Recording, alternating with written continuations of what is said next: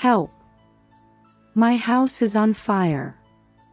At 4 a.m., I received a sudden phone call from my 6-year-old granddaughter. Get help from your mom right away. I was screaming hard at my granddaughter on the other end of the phone. Mom hasn't gotten up since my dad beat her. I was surprised by the shocking words that came out of her mouth, and I just drove my car fast and headed there. Then, there was an unbelievable scene. Such a thing. I was speechless at the worst situation and collapsed on my knees. At the same time, I was filled with uncontrollable anger towards my son-in-law. My daughter, Charlotte, had been shy and timid since she was little. She was always the kind of girl who would stick to me and my husband and hide. I was deeply moved by the sight of Charlotte walking down the Virgin Road with her father. The person Charlotte chose to marry was Milo, who was 4 years older than her and a senior at the same company. In contrast to Charlotte, it was said that he was determined and leading. It was when he came to my house to greet their marriage. Nice to meet you, I'm dating Charlotte and I'm sure I'll make her happy, so can you forgive me for marrying her? He was a little nervous, but my husband and I had a good impression of him when he clearly declared, and we decided to approve the marriage. I never imagined that my withdrawn daughter would introduce a man to us. I felt a little lonely, but most of all, I was happy that Charlotte had chosen her partner. You found a nice person. Yes, thank you. I have to do my best to support him properly from now on. I felt a strong determination in her words, and I was just amazed at the positive change in her feelings. At the strong request of Milo, Charlotte quit her job after marriage and became a full-time housewife. The two of them bought a second-hand house and started their newlywed life. Milo has asked if you would like to have a meal with us. How about next Sunday? Is it okay? Isn't he tired from work? Yes, it's okay, as we're family, he wants you not to worry about it. Took advantage of the generosity of them, we have meals together more and more, and each time I felt the strength of Milo's pertinence towards Charlotte. It was when Charlotte failed the dish they were supposed to serve that day. Why would you make such a simple mistake? Anyone could have done it with the recipe. Don't you understand what is written? I'm sorry.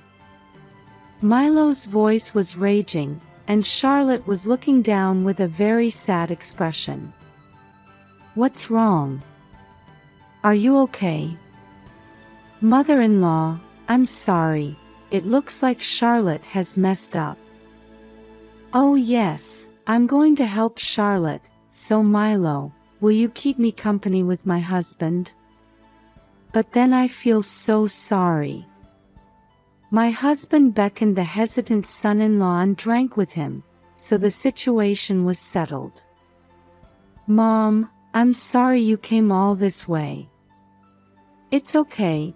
We all make mistakes, and the more you do this from now on, the fewer mistakes you'll make. I encouraged Charlotte by saying that, but as a parent, it was still sad to see Charlotte being told terrible things in front of me. I regretted myself that if I had taught her more, Charlotte and I might not have felt so sad. A few months later, I received a happy report from Charlotte and her husband that they had a baby. Milo cares for Charlotte, lovingly stroking her belly, which is still almost unbulging. When I saw the two of them, I thought, this is how they should gradually become a couple and then a family. Thanks to you, Charlotte seems to be relieved and I can do my best at work. Not only during pregnancy, But also after giving birth, I occasionally visited Charlotte and her husband to support Charlotte. Of course, there was also a lot of reason because I could meet my cute first grandchild. However, it was about 6 months after the birth of my granddaughter, Sage. The attitude of the son-in-law, who I thought was calm, changed little by little. "Stop Sage from crying right now. If you can't do that, you're an unfit mother." Perhaps irritated by the baby, Milo yelled in the strongest tone I had ever heard. However, this only made the baby cry more and more. I tried my best to be gentle and cuddle up to my son-in-law. "Milo, calm down. Sage is also surprised. If you come home from work and your baby cries all the time, you'll be tired.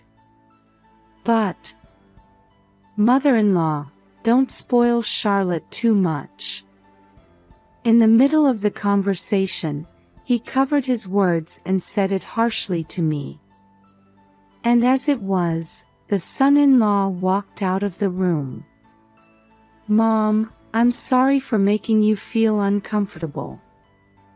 "I'm fine, but is it always like that? He looks so tired lately." Milo may be yelling at Charlotte on a daily basis. It was very painful to see the sad face of Charlotte as she spoke in a deceptive manner. Since then, I haven't seen Milo at Charlotte's house. Maybe I made an unnecessary statement. Such anxiety crossed my mind, and I was worried about Charlotte, who was losing energy day by day. "What's wrong? What's bothering you?" "Nothing, it's okay." No matter how many times I asked, she kept repeating it, and Charlotte didn't want to say anything, and she gradually blocked it out. I wonder if she's tired from childcare. Just when I thought I needed to be a little more attentive, I was called to talk to her and went there. "Mom, please don't come to my house anymore." "What's wrong with you saying that all of a sudden?" To be honest, I couldn't hide my shock at Charlotte's words. I thought if I didn't do it on my own, instead of relying on my mom all the time, I wouldn't be a proper mother forever. That's not true. If you have someone to help you, it's not a bad thing to rely on them, right? I tried to talk to her, but she didn't agree with me at all. "Okay, but if you have any problems, don't hesitate to tell me." "Thank you, Mom. Take Sage with you once in a while to come visit us." I was still anxious, but I wondered if it was my growth as a parent, so I decided to keep an eye on Charlotte. After that, as promised, she began to bring her child to visit us from time to time, but I was worried about Charlotte's lack of energy. She just told me that it was okay when I asked anything, and I was at a loss as to what to do. After Sage went to kindergarten, I didn't see them as much as I did, and when she was 6 years old, she seemed to be busy with something, and they rarely came to visit my house. Then, one morning, around 4 o'clock in the morning, my cell phone rang throughout the room. Who is it from early in the morning? When I picked up my smartphone in my sleepy eyes, it showed Charlotte on the screen. "Hello? What's the matter with you at this hour?" "Grandma, help me, my house is on fire." On the other end of the phone, I heard the voice of Sage, who was about to start crying, not Charlotte. "Sage? Where is your mom? Get help from Mom right away." All at once I was bloodthirsty and I was shouting hard at Sage. Mom hasn't gotten up since my dad beat her. What do you mean? Perhaps because she had been holding back for a long time, Sage began to cry loudly. It's all right. I'll go right now. Anyway, get out of the house right away. I called 911, required for fire trucks and ambulance, and then my husband and I drove fast to our daughter's house. It should be a lie.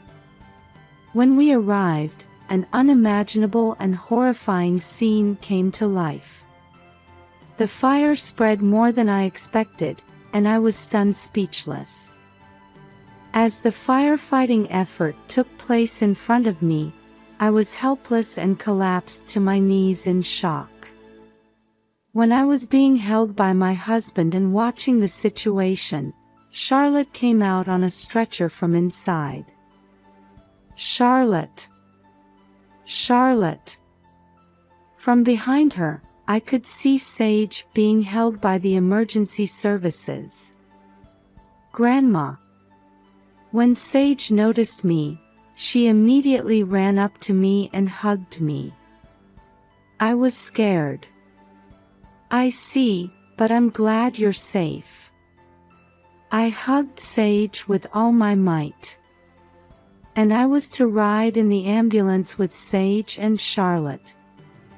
Fortunately, Sage was evacuated outside the house, and only suffered minor burns to her hands, which was not serious.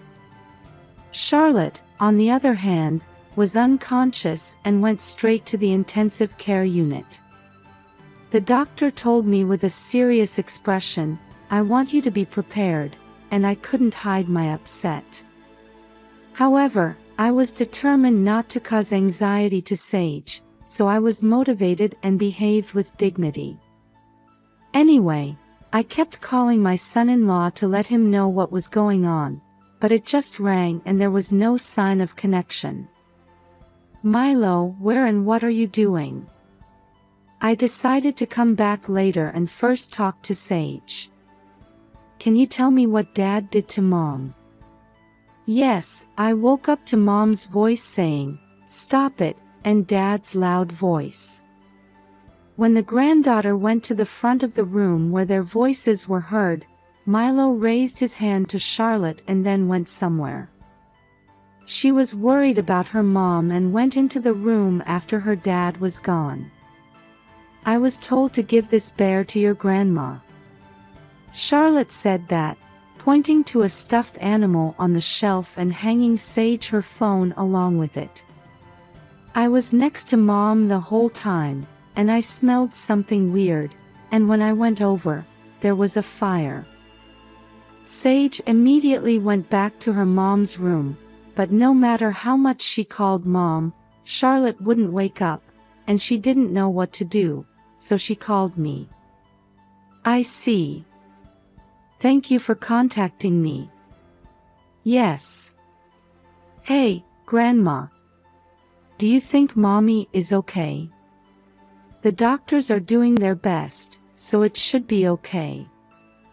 After gently calling out to calm her down, I received the stuffed animal that Sage had entrusted to me. "Is there anything inside?" I felt a strange weight, and when I looked closely, I saw a mark that looked like it had been sewn together later. When I pried it open and looked inside, I found a certain thing in it along with a letter from Charlotte. Why is there such a thing? Just when I was wondering, I received a call back from my son-in-law. "What's the matter with you so early in the morning? Your house caught fire and Charlotte and Sage were taken to the hospital." "I see. I've been out of the prefecture on a business trip since yesterday.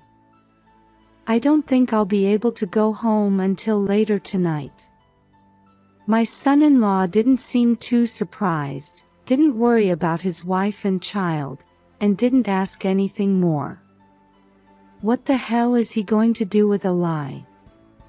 After I hung up the phone, I felt an uncontrollable anger build up inside me. The story of Milo, which was at odds with Sage, filled me with distrust of him. Sage was also hospitalized for treatment of burns, just in case, and I left the hospital and hurried to Charlotte's house. I didn't realize how bad it was. The house was half burned, and the only thing that remained was the garage and the surrounding area. I hope it's safe. After reading Charlotte's letter, I was digging through the burnt ruins for a purpose. And when I came to the answer, I was convinced. At the same time, the ringtone rang and I rushed back to the hospital. I will never forgive. I'm going to throw into hell.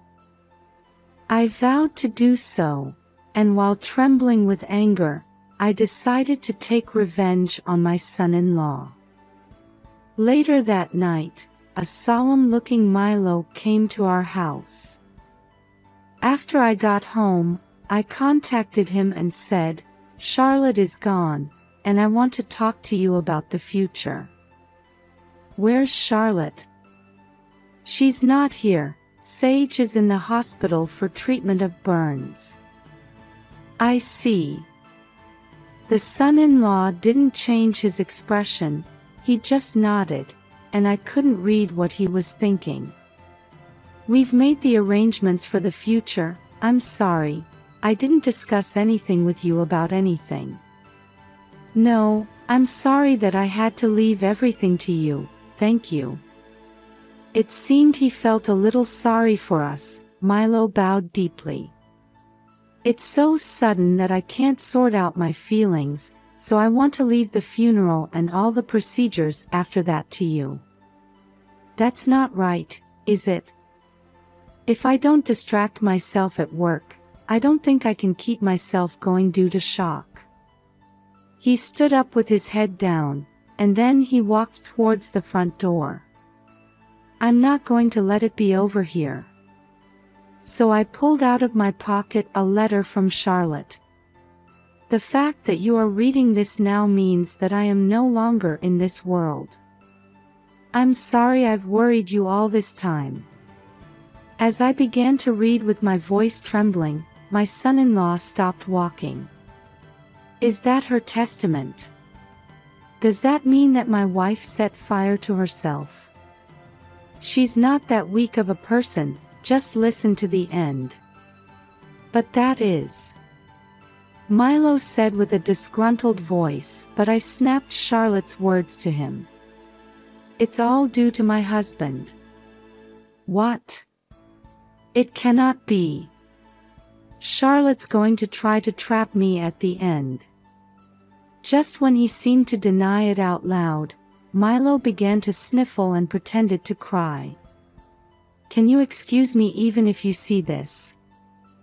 I opened the computer I had beside me and showed the screen to my son-in-law. "This is..." His speechless expression turned pale. What was reflected there was exactly the scene where he brought a woman into the house and had an affair.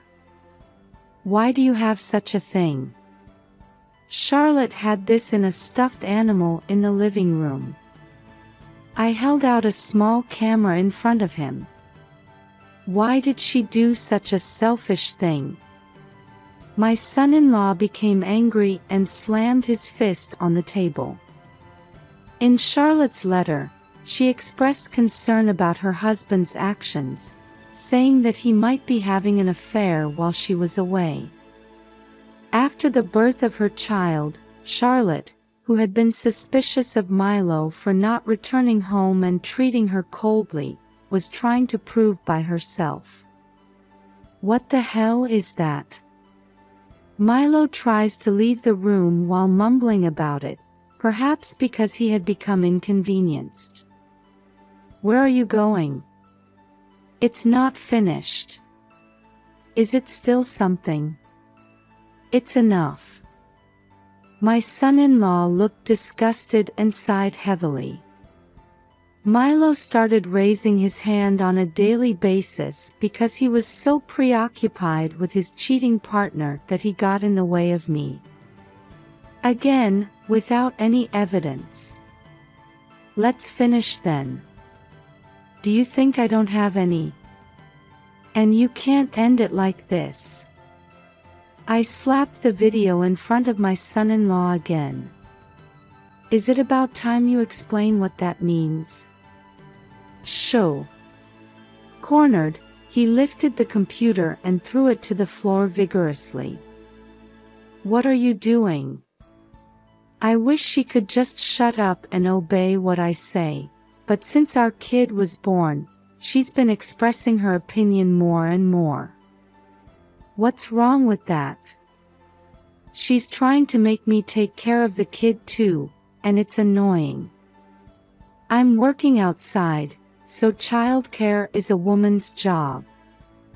Milo must have had a rigid way of thinking. But that was not a good reason to raise his hand. Charlotte is certainly a quiet person, but isn't she trying to change little by little with the birth of Sage, who is more important than herself? I don't want her to do that, and if she had been at my mercy, I wouldn't have cheated on her or raised my hand. My son-in-law didn't seem offended at all, and finally became defiant. "Well, Charlotte is gone now, and it's over, so it's okay. Nothing's good, isn't it? Sage says that just before the fire, Dad raised his hand to Mom and left. You can't rely on what the kid says." He was grinning, snorting. "Besides, I have been on a business trip since the day before, so there's no way I can do that." Confidently, he tries to dismiss Sage's testimony as nothing. Then why is the person who went on a business trip shown here? I pulled my phone out of my pocket and pointed the video at Milo.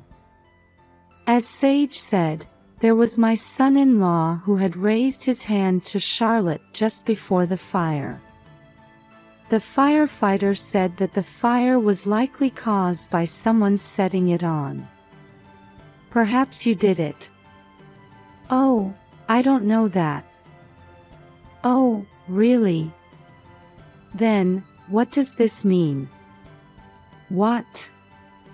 Milo was surprised at the amount of evidence that came out one after another. Immediately after my son-in-law ran outside, it was perfectly recorded that the fire had broken out. Why are there such things left? Charlotte had secretly set up a camera in the garage as well, and I'm really glad it wasn't on fire.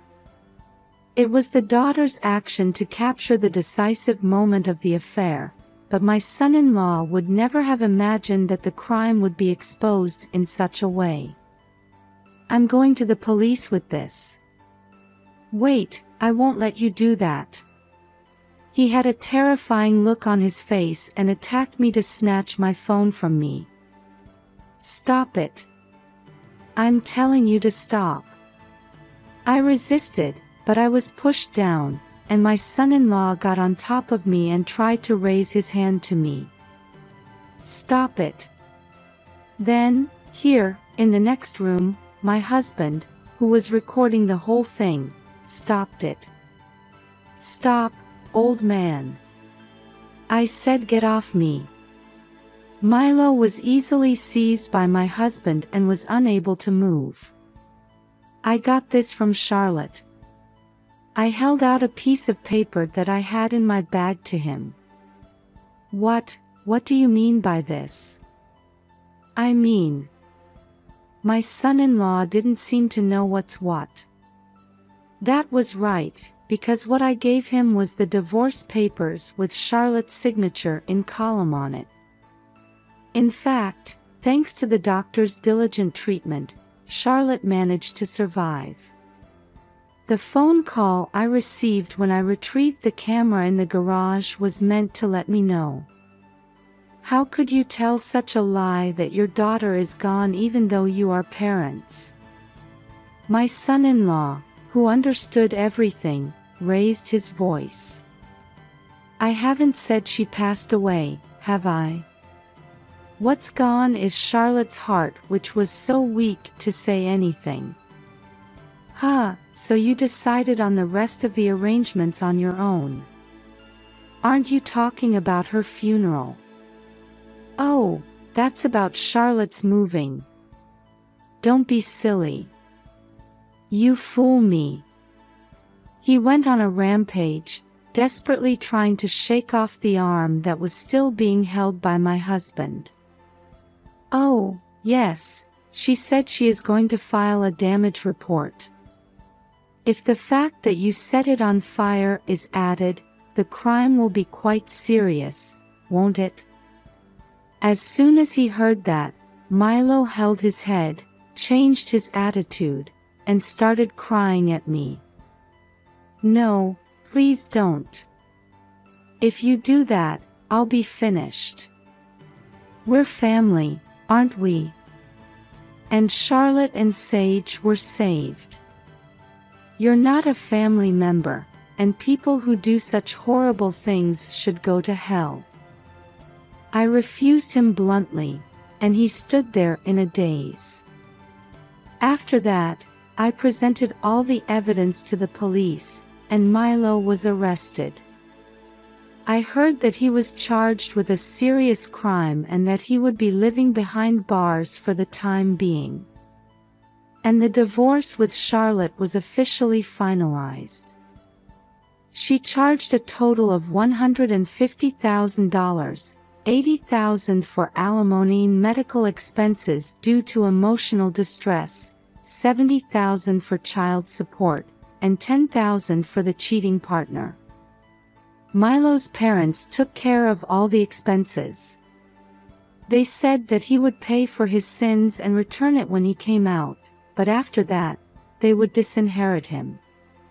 It took a while, but she was safely discharged from the hospital and moved into our house with Sage. While watching over Charlotte and Sage, who are gradually recovering their energy, I would like to wish them happiness and support them firmly from now on.